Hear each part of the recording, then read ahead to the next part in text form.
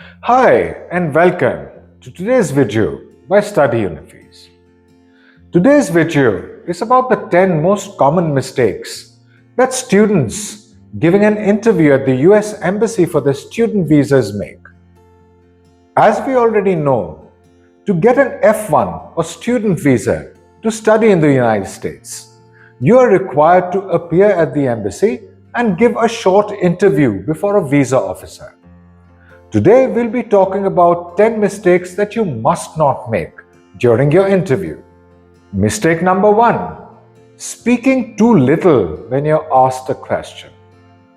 Replying in monosyllables, that is, just one word, or short sentences is really not recommended because you cannot showcase the reasons why visa officers should consider your application favorably. So, try to elaborate. Try to give answers that are well-rounded. A typical answer should be at least 3 or 4 sentences. Mistake number 2, speaking too much. If you start meandering and if you go off topic, the visa officer will interrupt you. And trust me, it's not a good scenario if you're interrupted. This will only make you a little more nervous than you already are. So make sure your answers are to the point. Mistake number 3, attempting flattery. This is an absolute no-no in the US student visa interview. I actually have heard of people who have tried to flatter the visa officer. Remember, they are professionals and absolutely impervious to things like flattery. This will actually negatively impact your interview. Chances are that they will think you as insincere. Mistake number 4, not knowing how American education works. Higher education in America is substantially different from higher education elsewhere. For example, a bachelor's student who does not know what a liberal arts core is, what a major is, what minors are, or what electives are, will not be able to speak very convincingly on why he wanted to do a degree in America and not other countries. So research the higher education system thoroughly before you go to the actual interview. Mistake number 5, underestimating the visa officer's knowledge and experience. American visa officers are the best of the best. They know the facts and they have been trained very thoroughly. They know all the typical patterns that undeserving students resort to. So think of them as the very best of the best. And then structure your answers to appeal to an intelligent audience.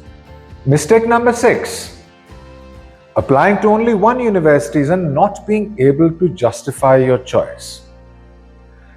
Generally speaking, most counselors will recommend that you apply to a range of universities, whether you're going through early decision, early action, or regular decision.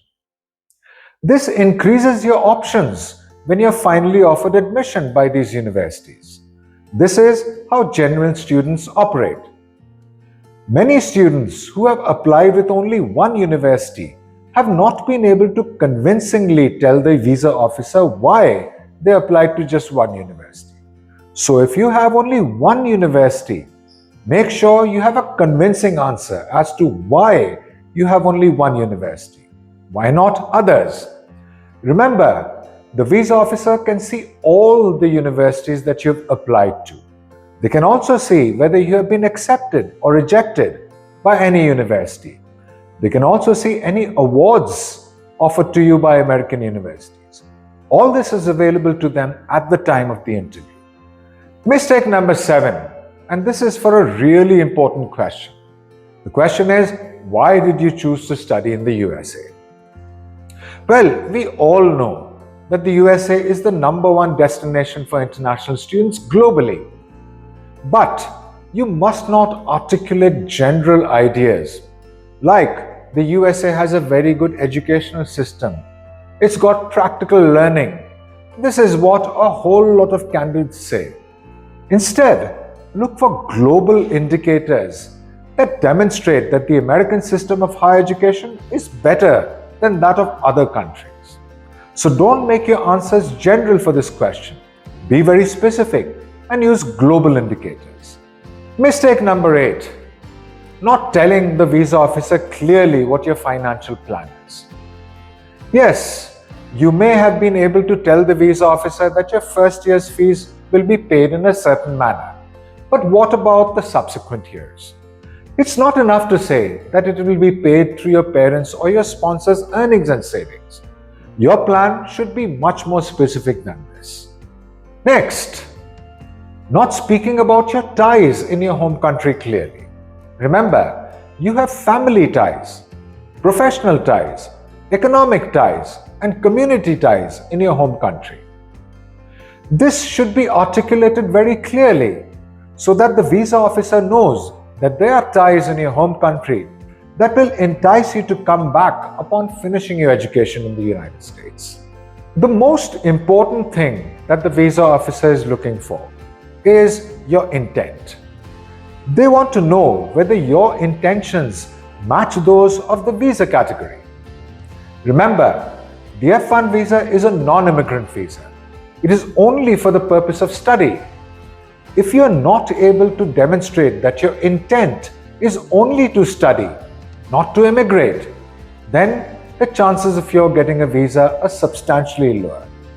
So, answer questions in such a way that it is clear to the visa officer that you're going only for studies.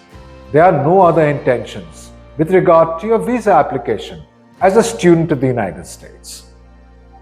Thanks for watching this video. For more insightful videos like this, like, share and subscribe. To get your plans to study in the USA on track, register at studyunifees.io.